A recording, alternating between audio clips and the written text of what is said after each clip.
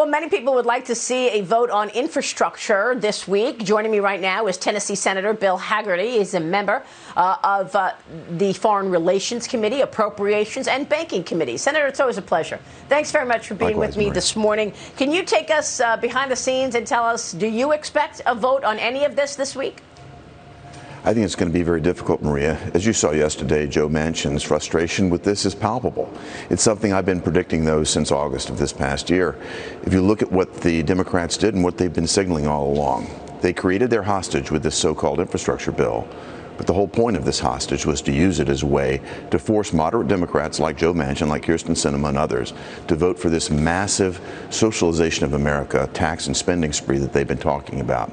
That's been the plan all along. Biden signaled it. Pelosi has signaled it. Chuck Schumer's gone along with it. Now that they're trying to push it through, you've seen the most left members of the House really press this hard, linking the bills. Again, this is what I said would happen back in August. That's playing itself out. And this is not the way to do business, as Joe Manchin said, but this is what they're trying to play. Yeah, and you know, it was nice to see some honesty from a Democrat, Joe Manchin, to call out these gimmicks. We've been reporting that now for many months, that they say that these programs are going to sunset. We know that they're not going to sunset. They're going to be out for 10 years, and that makes the bill double the price. It's for almost $4 trillion, even the scaled-back version. I mean, what about this infrastructure plan? Do you think all of these gimmicks could change any of the 19 Republicans who actually already voted for the infrastructure plan, given the fact that it's only 11% infrastructure? You don't have any acknowledgement of the crisis at the border, and there's not a penny to pay for border security in infrastructure. I certainly think that that's possible, Maria. You recall that I stopped the infrastructure bill the moment it came out that it was not paid for, that it was in fact over $250 billion red and in the hole. That allowed 5 of my colleagues on the Republican side to move over and join me. Perhaps more would as we get more information about what's in these bills. But where we find ourselves, particularly with this massive tax and spend spree that the Democrats are pushing through now, is the zone that we were in back when Obamacare came through. You've got to pass it to find out what's in it. This is not where we need to be right now. I think that underscores the frustration that Joe Manchin was showing yesterday. So it was so obvious to me last week with all those theatrics, Nancy Pelosi walking Joe Biden through the Capitol and calling it a framework. It was obvious to me that it was just smoke and mirrors, that there was no agreement, and we still don't know what's in it.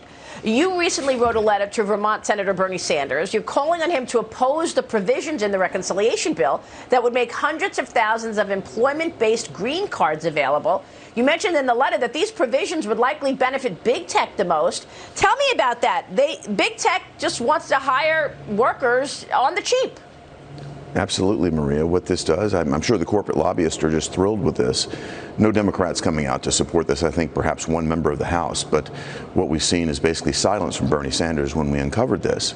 But what they want to do is basically blow the cap off of green cards for a decade and allow permanent residency here in America to bring in cheap foreign labor at a time when I've been back home in Memphis, my own state, encouraging young people to get STEM degrees, to really strive and reach hard for these jobs of tomorrow.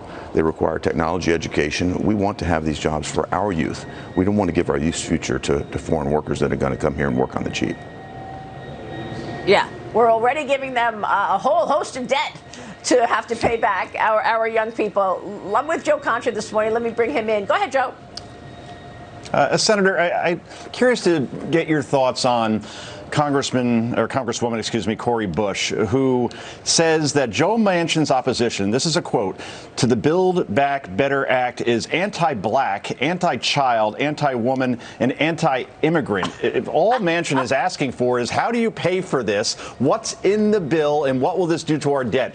How does rhetoric like that, how does this Congresswoman think that by saying things like that, accusing a sitting senator of being racist or anti-immigrant, is going to change his mind somehow? I would think if that was said to you as a senator, that would only firm your resolve more, not change your mind. Well, that's true, and it also underscores the fact that she doesn't know what's in the bill.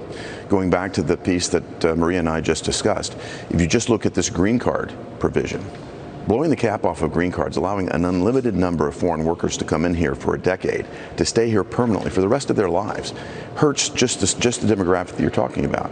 It hurts young people, it hurts black people, it hurts women, it hurts Hispanics more than anyone. It's taking those opportunities for them to move into STEM education jobs right away from them. It's going to keep them trapped. You know, if they would read what's in this bill, perhaps they would stop this rhetoric. Senator, real quick before you go, I know the Democrats are trying to move the goalposts. For me, personally, I'm not expecting a vote until at least Thanksgiving.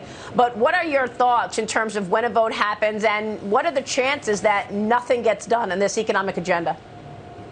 Well, Maria, the more we talk about this bill, the more difficult it becomes for Democrats to push it through. I do not think anything happens this week. I think right now, today, all eyes are on Virginia.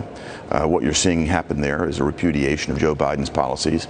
McAuliffe tries to nationalize the election, and his numbers crater as a result of that. You're going to see Joe Biden come back after his apology tour in Europe. This is not going to be a nice return for him, because what he's done is precipitate crisis after crisis after crisis here in America. The American public are fed up with it. Yep. You look at Biden's polling, he's crashing in the polls.